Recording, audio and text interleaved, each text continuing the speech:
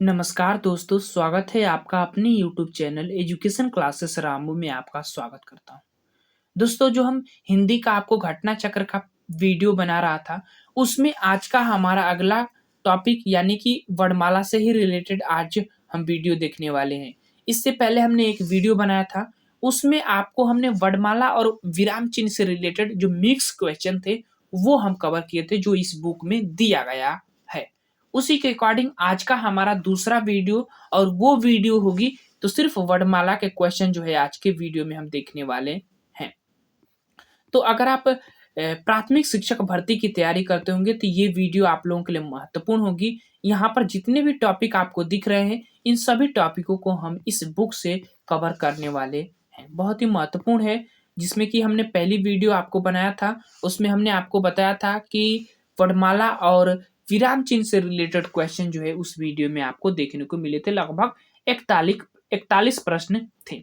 आज के वीडियो में हम कवर करने वाले हैं और वो सिर्फ वर्णमाला से ही क्वेश्चन होंगे, जिसमें लगभग 25 के आसपास क्वेश्चन जो है आपको देखने को मिलेंगे।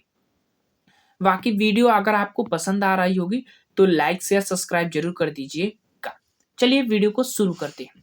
पहला हमारा प्रश्न है कि हिंदी वर्णमाला को कितने प्रकार से विभाजित किया जा सकता है। कितने प्रकार से विभाजित किया जा सकता है वर्णमाला को, वो आपको बताना है। ऑप्शन आपके सामने है। उत्तर की अगर हम बात करें तो पहला ही ऑप्शन सही हो जाएगा, दो। एक कौन, एक स्वर और एक व्यंजन, दो ही प्रकार हैं। ए वाला ऑप्शन हमारा पहला का सही हो जाएगा। चलिए आगे चलते हैं।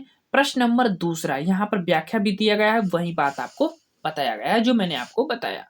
प्रश्न नंबर दूसरा है कि हिंदी में प्रयोग होने वाले वर्ण कितने हैं, वो आपको बताना है। ऑप्शन आपके सामने है। वर्ण पूछ रहा है, पॉइंट ध्यान रखिएगा, ना कि व्यंजन ना कि स्वर पूछ रहा है। उत्तर की अगर हम बात करें तो इसमें जो हमारा उत्तर सही होगा वो सी वाला ऑप्शन दिया होगा, 52। देखिए यहाँ पर 52 दिया है, 52 जो है इसकी संख्या हो जाएगा। कितने वर्ण होते हैं तो 52। व्यंजन कितने होते हैं 33। स्वर कितने होते हैं 13 होते हैं। हिंदी में जो है 13 नहीं 11 होते हैं। ये चीजें ध्यान रखिएगा। आगे चलते हैं प्रश्न नंबर तीसरा। चलिए प्रश्न नंबर तीसरा कह रहा है कि छोटी ई बड़ी ई छोटाऊ बड़ाऊ क्या है। आप बताइए इसमें ये क्या है, वो आपको प्रश्न नंबर तीसरा में बताना है। स्वर, बहुत सरल प्रश्न है, पहला ऑप्शन इसका सही हो जाएगा। इस बुक में ऐसे ही प्रश्न दिए गए हैं, मैं क्या कर सकता हूँ। प्रश्न नंबर चौथा है कि इनमें से व्यंजन कौन है। व्यंजन आपको बताना है, बी वाला ऑप्शन इसका सही हो जाएगा। ऐसे ही प्रश्न दिए गए हैं। आगे चलते हैं। प्रश्न नंबर पांचवा, यह कह रहा है कि स्वरों की संख्या कितनी है। हिंदी में पूछ रहा है स्वरों की संख्या, सी वाला ऑप्शन सही हो जाएगा, जो कि अभी हमने बताया 11 होता है हिंदी में स्वरों की संख्या। चलिए स्वर ये है, कौन कौन से स्वर हैं तो अ है, आ है, छोटी है, बड़ी है, छोटाऊ है, बड़ाऊ है, री है, ए है, ओ है और औ है। तो ये चीजें ध्यान रखिएगा, ये 11 कुल मिलाकर स्वर होते हैं। आगे चलते हैं। प्रश्न नंबर छठवां, व्यंजनों की संख्या कितनी होती है हिंदी में 33 होता है। सी वाला विकल्प इसका सही हो जाएगा। आगे चलिए प्रश्न नंबर सातवां, क और मूर्धन्य स के मिलकर कौन सा वर्ण जो है या अक्षर कह सकते हैं, कौन सा अक्षर का निर्माण होगा, वो आपको बताना है। प्रश्न नंबर 7 का विकल्प की बात करें तो बी वाला ऑप्शन दिख ही रहा है, कच्छा हो जाएगा। आगे चलते हैं अगले प्रश्न पर। प्रश्न नंबर 8 है कि अंग और अह क्या है। तो ये एक तरह का अयोग वाहक के अंतर्गत आएंगे, न कि स्वर के अंतर्गत। तो पॉइंट ध्यान रखिएगा, आठवां का हमारा सी वाला ऑप्शन सही हो जाएगा। चलिए प्रश्न नंबर 9 पर चलते हैं। प्रश्न नंबर 9 कह रहा है कि त और र के योग से बना संयुक्त व्यंजन है। कौन सा संयुक्त व्यंजन है वो आपको बताना है। प्रश्न नंबर 9 का त और र मिलेगा तो का बनेगा, वो आपको प्रश्न नंबर 9 में बताना है। ऑप्शन की अगर हम बात करें तो त्र, सी वाला ऑप्शन सही हो जाएगा। आगे चलते हैं। प्रश्न नंबर 10। प्रश्न नंबर 10 है कि ड, ढ और ड क्या है। चलिए ड और ढ क्या है वो आपको बताना है प्रश्न नंबर 10 का। तो इसको अगर हम बात करें तो द्वित्व व्यंजन कह सकते हैं, बी वाला ऑप्शन सही हो जाएगा। चलिए प्रश्न नंबर 10 का बी वाला ऑप्शन सही हो जाएगा। अगर आप वर्णमाला पढ़ेंगे तो बहुत ही आसान आसान क्वेश्चन इस बुक में दिए गए हैं। प्रश्न नंबर 11 कि व्यंजन के कितने भेद होते हैं। अब व्यंजन के भेद पूछ रहा है कि कितने होते हैं। प्रश्न नंबर 11 में ऑप्शन की बात करें तो 3 ही भेद होते हैं। बी वाला ऑप्शन जो है इसका सही हो जाएगा प्रश्न नंबर 11 का। कौन कौन से भेद होते हैं? तो स्पर्श होते हैं एक भेद, अंत्यस्थ और एक उष्म व्यंजन।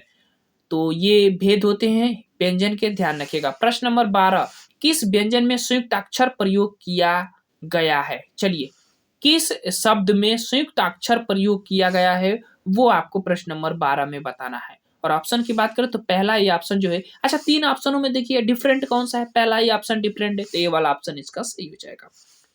आगे चलते हैं प्रश्न नंबर इसको थोड़ा हटा लेते हैं, आगे चलते हैं प्रश्न नंबर 13। प्रश्न नंबर 13 है कि दो समान व्यंजनों से बना संयुक्ताक्षर है।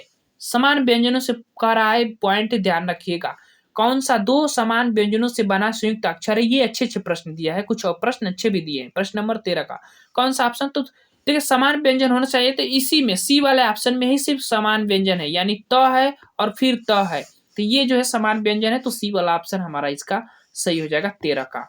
आगे चलते हैं प्रश्न नंबर 14। श्रम किस संयुक्ताक्षर से बना है? मतलब इसका वर्ण विच्छेद आपको करना है, एक तरह का आप कह सकते हैं। प्रश्न नंबर 14 का ऑप्शन की बात करें तो बड़ा स, र और म, ये वाला ऑप्शन हमारा सही हो जाएगा। सी वाला ऑप्शन जो है इसका सही हो जाएगा। श्रम वाला श्र है। आगे चलते हैं प्रश्न नंबर 15। संयुक्ताक्षर से बना शब्द आपको बताना है। इसमें से संयुक्त अक्षर से बना शब्द, संयुक्त का मतलब जुड़ा हुआ, और अक्षर जो अक्षर जुड़ी हुई है वही आपको इसमें बताना है कि संयुक्त अक्षर से बना शब्द। प्रश्न नंबर 15 ऑप्शन की बात करें तो पत्र जो है जगह है वो संयुक्त अक्षर से बना हुआ शब्द है। बी वाला ऑप्शन 15 का सही हो जाएगा। आगे चलते हैं प्रश्न नंबर 16। यह कह रहा है कि अनुनासिक ध्वनि से बना शब्द, अनुनासिक ध्वनि से बना शब्द आपको बताना है। अनुनासिक ध्वनि का मतलब कि जो पंचमा वर्ण होते हैं ना वही अनुनासिक में आते हैं। अब कौन सा ऑप्शन में दिख रहा है वो आपको प्रश्न नंबर 16 में बताना है। ऑप्शन की बात करें तो डी वाला विकल्प हमारा सही हो जाएगा, अनुनासिक के अंतर्गत यही आएगा। डी वाला चांद वाला ये अनुनासिक जो वर्ण है, तो ये चीजें ध्यान रखिएगा। आगे चलते हैं प्रश्न नंबर बना शब्द कौन सा है, तो चांद है, यहां पर दिया गया। प्रश्न नंबर 17 निम्नलिखित में से अनुनासिक ध्वनि से बना शब्द नहीं है। चलिए, इसमें से अनुनासिक ध्वनि से बना शब्द नहीं है वो आपको प्रश्न नंबर 17 में बताना है। ऑप्शन की बात करें तो सी वाला ऑप्शन हमारा सही हो जाएगा। बाकी सब पर ये बिंदु दिया हुआ है, चंद्र बिंदु। आगे चलते हैं प्रश्न नंबर 18। अनुनासिक ध्वनि में क्या होता है भाई? अनुनासिक ध्वनि में क्या होता है? प्रश्न नंबर 18 कह रहा है। तो ऑप्शन की अगर हम बात करें तो देखिए, पहला ऑप्शन मुंह का प्रयोग किया जाता है, ऑप्शन बी है दांत का प्रयोग किया जाता है, ऑप्शन सी है ओठ का प्रयोग किया जाता है, और अनुनासिक ध्वनि में नाक और मुंह, एकदम पॉइंट यही है, ये एकदम नाक और मुंह दोनों का प्रयोग किया जाता है अनुनासिक ध्वनि में। तो डी वाला ऑप्शन इसका सही हो जाएगा, ध्यान रखिएगा प्रश्न नंबर 18 का। आगे चलते हैं प्रश्न नंबर 19। प्रश्न नंबर 19 की बात करें तो अनुनासिक का चिन्ह आपको बताना है। तो आप पहले के ऑप्शन जो सही मारे होंगे उसी के अकॉर्डिंग आपको इसमें पकड़ना है। ये वाला चिन्ह सही हो जाएगा, अनुनासिक के अंतर्गत आएगा, सी वाला ऑप्शन इसका सही हो जाएगा। आगे चलते हैं प्रश्न नंबर 20। वह ध्वनि जो मुख तथा नासिका दोनों से बाहर आती है वह है कौन सी है भाई? जो मुख से भी और नाक से दोनों आती है, तो उसी को तो हम क्या कहते हैं? अनुनासिक कहते हैं। अभी उसी पर क्वेश्चन हम देख ही रहे हैं, बी वाला ऑप्शन इसका सही हो जाएगा। चलिए प्रश्न नंबर आ जाते हैं 21। मात्रा कितनी प्रकार की होती हैं? चलिए, मात्राएं कितनी प्रकार की होती हैं, तो